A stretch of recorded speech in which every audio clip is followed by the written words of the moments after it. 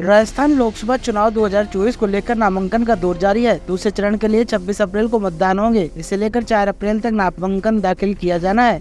आज अजमेर कांग्रेस प्रत्याशी रामचंद्र चौधरी ने 9 नंबर पेट्रोल पंप पर स्थित समारोह स्थल में आम सभा का आयोजन किया, जिसमें कांग्रेस की जीत का दावा किया गया। इस मौके पर विधायक विकास चौधरी, पूर्व आरडीडीसी अध्यक्ष धर्मेंद्र राठौड़, पूर्व मंत्री नसीम अख्तर और अन्य जिले के पदाधिकारी और कार्यकर्ता मौजूद रहे।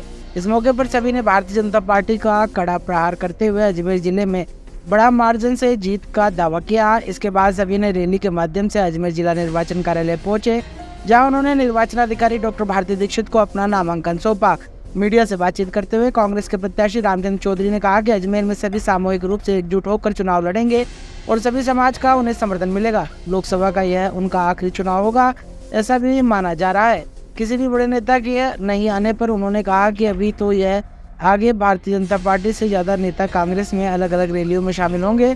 इस मौके पर उन्होंने प्रधानमंत्री नरेंद्र मोदी द्वारा दिए गए विवादित टिप्पणी को लेकर बयान दिया और कहा कि उन्होंने जो कुछ भी कहा है सही कहा है, लेकिन अगर फिर भी प्रधानमंत्री नरेंद्र मोदी की उनकी बात गलत लगी तो वो माफी मांग सकते हैं। उन्होंने कहा कि डिप्टी सीएम ने जो उनके लिए कहा है वह खुद अपने परिवार को ध्यान में रखे, वह भी उनके परिवार के सभी बातें जानते हैं। इस मौके पर किशनगढ़ विधायक विकास चौधरी ने कहा कि भाजपा के प्रत्याशी भागीरथ चौधरी को उन्होंने किशनगढ़ से हराया है और अब अजमेर में भी वह हराएंगे। इसे लेकर सभी सामूहिक रूप से उन्होंने प्रयास किया है। उन्होंने कहा कि केंद्र सरकार की योजनाओं से जनता नाराज है और धरातल पर उनका कोई असर देखने को नहीं मिल रहा। राउंड एक 2-4 राउंड और है। आज क्या है, किन मुद्दों को लेकर आप मैदान में उतरेंगे? नामांकन दाखिल कर लिया, किस तरह का रहेगा? सबसे पहले मैं कांग्रेस पार्टी की high command Delhi, all India Congress committee के हाईकमान, प्रदेश कांग्रेस कमेटी के हाईकमान का आभारी हूँ कि मुझ जैसे एक खेत की मेड़ से पैदा होकर के बड़े हुए किसान के बेटे को लोकसभा का कांग्रेस पार्टी का टिकट दिया है। मैं दोनों हाईकमान को विश्वास दिलाता हूँ कि उनके जो अजमेर ज़िले की जो जीत दिला के सीट पर हम सब कांग्रेस जिले वाले मिल कर के विजय श्री हमको मिलेगी। और आने वाले टाइम में भी जो है, जो अधूरे सपने हैं, स्मार्ट सिटी आंसू बहा रहा है। अजमेर शहर नाम को स्मार्ट सिटी है, जितना फंड आया उतना काम नहीं हुआ, तो आंसू बहा रहा है, तो उसके आंसू पूछेंगे। दिल्ली में जो लोकसभा में आवाज़ उठाएंगे हर मुद्दे के ऊपर, मेड़ता से अजमेर, अजमेर से जो है कोटा, अजमेर से सवाई माधोपुर रेलवे लाइनों को पूरी कराएंगे। 3 और ब्रिजेज जो है आज भी 7 साल, मैं नहीं कह रहा हूँ, इनकी विधायक बोल रही है कल उनकी मीटिंग के अंदर कि वो पुलियाँ अभी भी अधूरी पड़ी है। इनका विधायक बोल रहा है कि वो तो बाणियों जाट है, पर मैं उस शब्द में नहीं जाना चाहता हूँ। मैं उनके बारे में कुछ नहीं, मैं तो यही कहता हूँ जो भागीरथ जी चौधरी साहब से अधूरे काम रह गए हैं, काम तो कुछ हुआ ही नहीं है, गड़ा ही अधूरा पड़ा है, तो कामों को हम सब मिल करके उनके कामों को पूरा करेंगे और उससे भी आगे एक बना के इतिहास रचेंगे। धन्यवाद। प्रधानमंत्री को गलत टिप्पणी को लेकर आप पर आरोप लग रहा है। कौन सी टिप्पणी? आप बोलो, शब्द बोलो, मैंने क्या गलत बोला?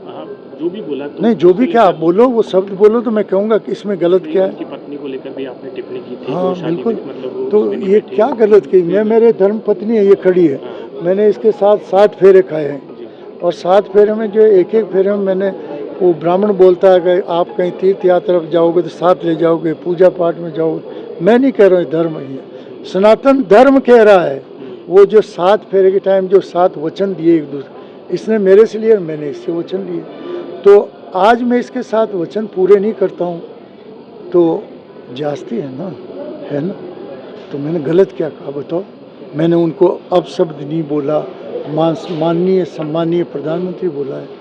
फिर भी उनकी आत्मा को ठेस लगे तो कोई बात नहीं, वो अब धर्मपत्नी को दिल्ली ला के साथ में तो रख ले, महीने 2 महीने तो बेचारी को ये तो लगे कि भी पीएम की जो सुविधाओं का कितना आनंद मिलता है ना। कोई मैंने गलत नहीं कहा, फिर भी वो अदरवाइज लेते हैं। अब उनके पास कहने को कुछ है नहीं, मेरे खिलाफ क्या कहे? मैंने कह दिया ना, मेरे पास साइकिल भी नहीं है, तांगा भी नहीं है, मेरे पास जो है आप होटल नहीं है, मेरे पास माइंस नहीं है, मेरे पास फार्म हाउस नहीं है, तो मेरे लिए क्या बोलेंगे? फिर कहेंगे वो टिप्पणी बदली गई। माननीय साहब को कहो कि तुम्हारे खानदान में जो लड़ाई हुई आपस में कितनी टिप्पणी की, वो टिप्पणी तो लाओ प्रेस के सामने, लाया कि कभी? तो दूसरों के घर पे पत्थर फेंकने से पहले माननीय साहब को अपने घर के शीशे के उसकी तरफ देखना चाहिए, ठीक है। मैं फिर भी प्रधानमंत्री जी को ये बात महसूस हुई है तो मैं उनसे क्षमा चाहता हूँ। मेरी भावना ये नहीं थी, मैं तो सनातन धर्म के रिवाज थे उसकी बात की है मैंने।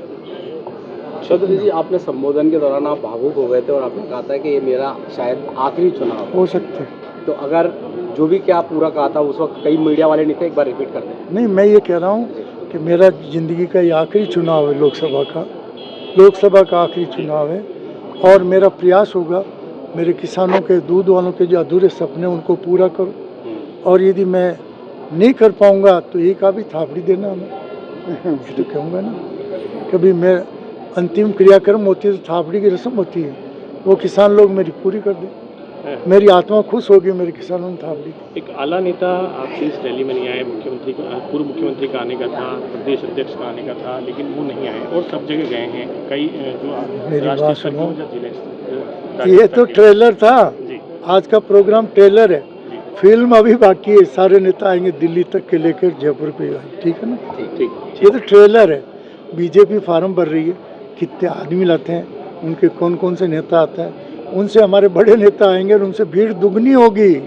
ये आपसे मैं अनुरोध कर रहा हूँ कि हमारे जब ऐसे नौजवान, ऐसे बुजुर्ग साथी जब हमारे साथ हैं तो कांग्रेस पार्टी बहुत मजबूत है, बहुत मजबूत है। कांग्रेस ने काम किया इस देश के विकास में। देश में क्या था, आलपी नहीं बन रही थी, आज हवाई जहाज उड़ा रहे, चांद पे जाने का सपना देख रहे हैं। संबोधन में ये बाइक ट्रेलर जो दे रहा है मिलेगी नहीं बाइक। पूर्व विधायक है वो हार गए, उनको बाहर का रास्ता कैसे दिखाना है, तो क्या मकसद है, किस तरह से आप आगे की बात? पिछले 5 साल में भागीरथ चौधरी ने इस पूरे अजमेर ज़िले को सांसद विहीन रखा। लोगों ने जगह जगह पोस्टर लगाए कि हमारा सांसद यहाँ से लापता है, और पूरा अजमेर शहर से लगा के दूदू, केकड़ी, मसूदा, पुष्कर और हमारा किशनगढ़ की जनता ने अभी 3 महीने पहले उनको 50,000 से जनता ने जो वहाँ एक मैंडेट दिया, उस मैंडेट का सम्मान भारतीय जनता पार्टी ने नहीं किया। और मैंने तो उस समय बोला कि ये केवल धन बल की वजह से यहाँ टिकट लेके आए हैं, उनके पास कोई कार्यकर्ता नहीं है। हमारे कांग्रेस पार्टी में तमाम लोग टिकट के दावेदार थे, लेकिन अनुभव के आधार पर 40-50 साल से किसानों की सेवा करते हुए दूध क्रांति के जनक रामचंद्र जी को उन्होंने टिकट दिया। हम सब स्वागत करते हैं और आज बड़े जोश और उत्साह के साथ हम यहाँ फार्म भरने आए। हमारी नेता सोनिया जी, आदरणीय खड़गे साहब, आदरणीय राहुल गांधी जी 6 तारीख को हमारे जयपुर आ रहे हैं। उस संदर्भ में अभी मीटिंग की तैयारियां चल रही है। कल मैं भी मीटिंग में था और निश्चित तौर पर जल्द ही हम 6 तारीख बाद यहाँ एक बड़ा शानदार आयोजन सब हमारे शीर्ष नेतृत्व के माध्यम से करने जा रहे हैं। और मैं दावे के साथ कह सकता हूँ कि अजमेर जिले में कांग्रेस पार्टी का सांसद रामचंद्र जी के तौर पर बनने जा रहा है। केवल एक ही विधायक है, 7 विधायक हारे, कैसे होगी लड़ाई? बीजेपी मजबूत है और एक अकेला सब पे भारी, शेर अकेला होता है। ये लोग जो डिप्टी सीएम बने हुए हैं, यहाँ विधानसभा के अध्यक्ष बने हुए हैं, बार बार मंत्रियों की लाल बत्ती दे के यहाँ भेज रहे हैं, उनका धरातल कुछ नहीं है। केवल और केवल जुमलों की ये सरकार है। 10 साल में किसान, जवान और महिला वर्ग बड़ा परेशान है। बेरोजगारी का आलम है इस देश में। किसानों को मिनिमम सपोर्ट प्राइस पे उनको अपनी खरीद नहीं मिल रही है।